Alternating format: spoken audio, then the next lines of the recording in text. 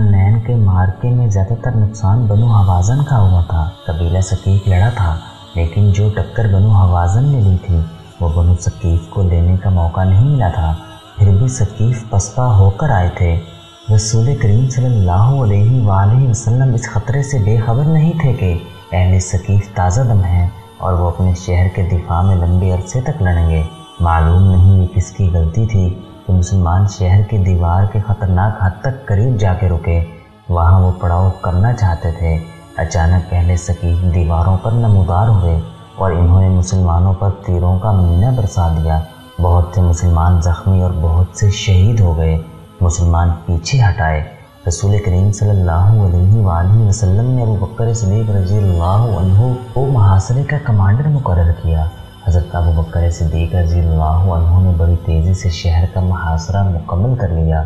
इन्होंने इन रास्तों पर ज़्यादा नफरी के दस्ते रखे जिन रास्तों से दुश्मन का फरार मुमकिन था। शहर का दिफा बड़ा मजबूत था। कबीला सकीफ पूरी तरह तैयार था। मुसलमान तीरंदाजी के सिवा और कोई कार्रवाई नहीं कर सकते थे। मुजाहिदीन ने यहाँ तक बेखौफी के मुजाहिरे किए कि शहर की दीवार के करीब जाकर अहले सकीफ के इन तीरंदाजों पर तीर फेंके जो दीवारों पर थे। चूँकि वो दीवारों पर थे और इन्हें ऊँट भी मैसर थी, इसलिए इनके तीर मुसलमानों का ज़्यादा नुकसान करते थे। मुसलमान तीरंदाजों के जैश आगे बढ़ते और पीछे हट आते थे। मुसलमानों के ज़ख्मियों में बड़ी तेज़ी से इजाफा हो रहा था। मुहासरे के कमांडर अबू बकर सिद्दीक़ रज़ियल्लाहु अन्हु के अपने बेटे अब्दुल्ला रज़ियल्लाहु अन्हु बनु सकीफ के तीरों से शहीद हो गए। 5 दिन इसी तरह गुजर गए। तारीख़ इस्लाम की मशहूर मारूफ शख्सियत सलमान फारसी लश्कर के साथ थे। जंगी खंदक में मदीना के दिफा के लिए जो खंदक खोदी गई थी, सलमान फारसी रज़ियल्लाहु अन्हु की जंगी दानिश का कमाल था। इससे पहले अरब खंदक के तरीक़ा दिफा से नावाकिफ़ था। अब सलमान फारसी रज़ियल्लाहु अन्हु ने देखा कि मुहासरा कामयाब नहीं हो रहा, तो इन्होंने शहर पर पत्थर फेंकने के लिए एक मंजलीक तैयार करवाई, लेकिन ये कामयाब न हो सकी। सलमान फारसी रज़ियल्लाहु अन्हु ने एक दबाबा तैयार करवाई। ये लकड़ी या चमड़े की बहुत बड़ी ढाल होती थी जिसे चंद आदमी पकड़कर आगे आगे चलते थे। खुद इसकी ओट में रहते थे और इसकी ओट में बहुत से आदमी किला के अंदर चले जाते थे। सलमान फारसी रज़ियल्लाहु अन्हु ने जो दबाबा तैयार करवाई वो गाय की खाल की बनी हुई थी। एक जैश इस दबाबा की ओट में शहर के बड़े दरवाजे तक पहुंचा। ऊपर से आने वाले तीरों की तमाम बौछारें दबाबा में लगती रहीं, लेकिन दबाबा जब अपनी ओट में जैश को लेकर दरवाजे के करीब पहुंची तो दुश्मन ने ऊपर से दहकते हुए अंगारे और लोहे की लाल सुर्ख टुकड़े दबाबा पर इतने फेंके कि खाल की दबाबा तीर रोकने के काबिल न रही, क्योंकि ये कई जगहों से जल गई थी। दबाबा चूँकि अरबों के लिए एक नई चीज़ थी जो पहले ही इस्तेमाल में बेकार हो गई थी, इसलिए वो इसे वहीं फेंक कर पीछे दौड़े। अहले सकीफ ने इनके ऊपर तीर बरसाए जिससे कई एक मुजाहिदीन जख्मी हो गए। 10 दिन और गुजर गए। मुहासरे और दिफा की सूरत यही रही कि मुसलमान तीर बरसाते हुए आगे बढ़ते थे और तीर खाकर पीछे हट आते थे। बनु सकीफ पर इसका असर ये हुआ कि इन पर मुसलमानों की बेजिगरी और बेखौफी की दहशत तारी हो गई। यही वजह थी कि इन्होंने किसी तरफ से बाहर आकर मुसलमानों पर हमला करने की कोशिश न की। आखिर एक रोज़ रसूलुल्लाह सल्लल्लाहु अलैहि वसल्लम ने अपने सालारों को इकट्ठा किया और बताया कि मुहासरे की कामयाबी की कोई सूरत नज़र नहीं आती। आप सल्लल्लाहु अलैहि वसल्लम ने सालारों से मशवरा तलब किया कि क्या किया जाए। हज़रत अबू बकर सिद्दीक़ रज़ियल्लाहु अन्हु और हज़रत उमर रज़ियल्लाहु अन्हु ने कहा कि मुहासरा उठा लिया जाए और मक्का को कूच का हुक्म दिया जाए। खुद रसूल करीम सल्लल्लाहु अलैहि वसल्लम मुहासरा उठाने के हक में थे, जिसकी वजह ये थी कि मक्का के इंतज़ामात आप सल्लल्लाहु अलैहि वसल्लम की तवज्जो के मोहताज थे। मक्का चंद ही दिन पहले फतह किया गया था। ख़तरा था कि ताइफ का मुहासरा तूल पकड़ गया तो मक्का में दुश्मन को सर उठाने का मौका मिल जाएगा। फरवरी के एक रोज़ मुहासरा उठा लिया गया।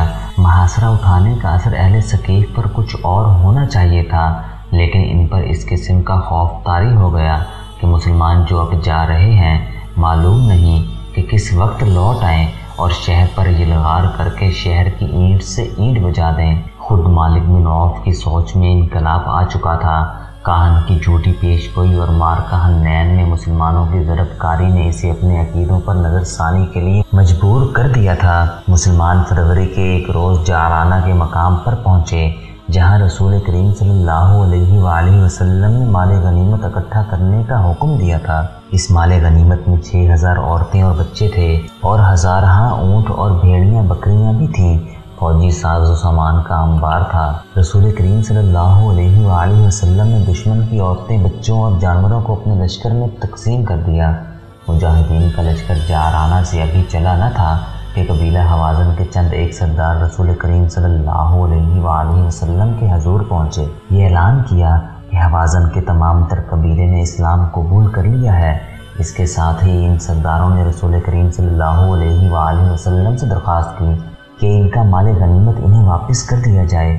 رسول کریم صلی اللہ علیہ وآلہ وسلم نے ان سے پوچھا کہ انہیں مال غنیمت میں سے کون سی چیز سب سے زیادہ عزیز ہے، اہل و عیال یا اموال؟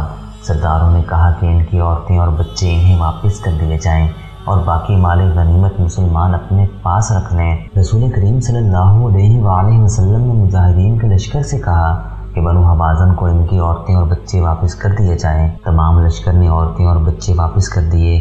بنو حوازن کو توقع نہیں تھی کہ رسول کریم صلی اللہ علیہ وآلہ وسلم اس قدر فیاضی کا مظاہرہ کریں گے کہ مجاہدین کا لشکر اپنے حصے میں آیا ہوا مال غنیمت واپس کر دیں گے۔ مسلمانوں کی اس فیاضی کا اثر یہ ہوا کہ قبیلہ حوازن نے اسلام کو دل و جان سے قبول کر لیا۔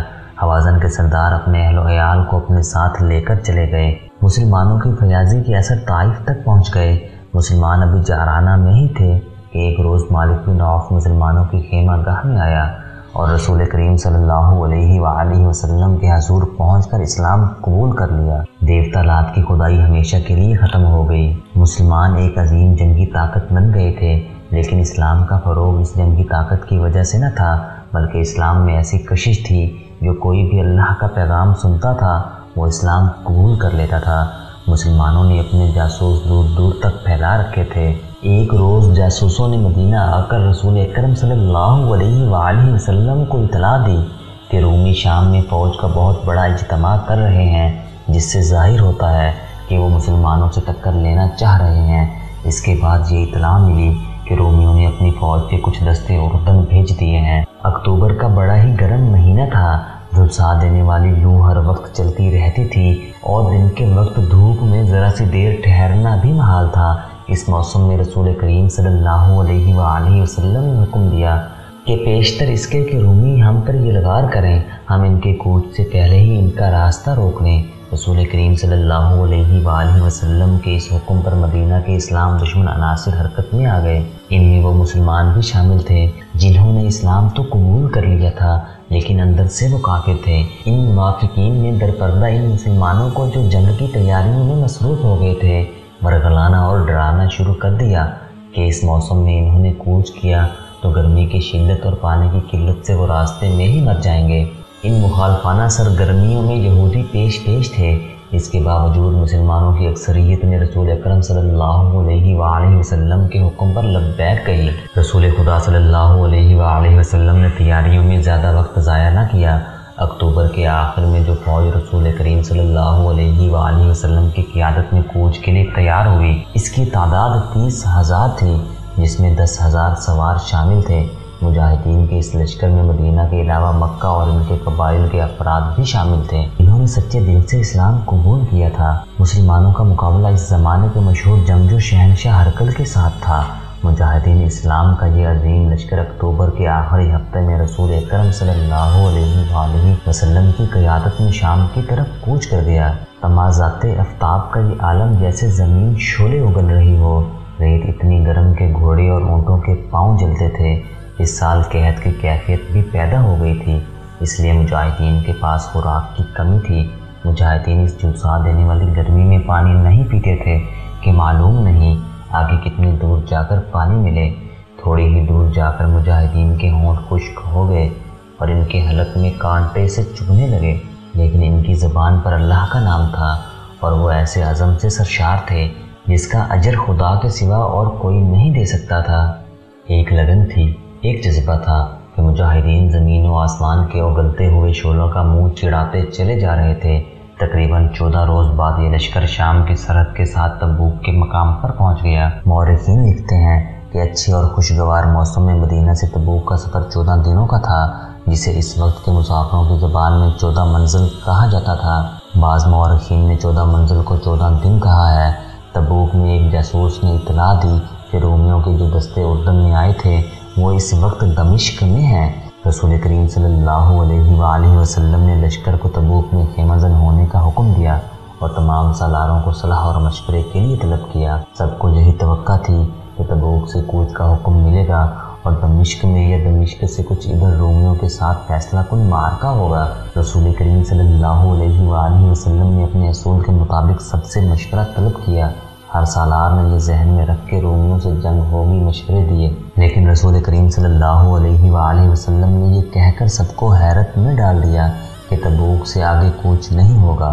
مورخین لکھتے ہیں کہ رسول خدا صلی اللہ علیہ وآلہ وسلم کے اس فیصلے میں کہ آگے نہیں بڑھا جائے گا بہت بڑی جنگی دانش تھی۔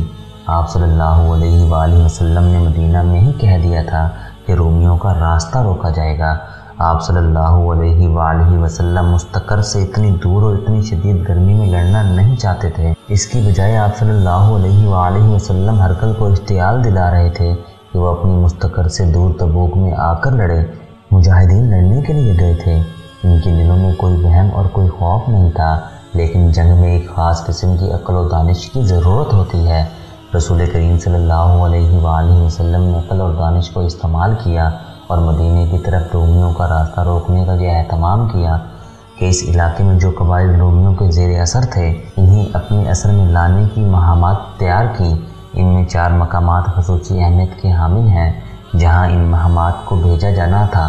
ان میں ایک تو عقبہ تھا جو اس دور میں ایلا کہلاتا تھا، دوسرا مقام مقننہ، تیسرا ازروح اور چوتھا جربہ تھا۔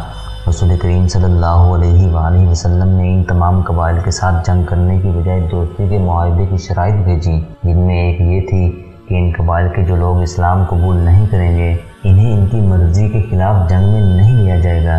دوسری شرط یہ تھی کہ ان پر کوئی بھی حملہ کرے گا تو مسلمان ان کے دفاع کو اپنی ذمہ داری سمجھیں گے، اس کے بدلے میں اسلامی حکومت ان سے جزیہ وصول کرے گی۔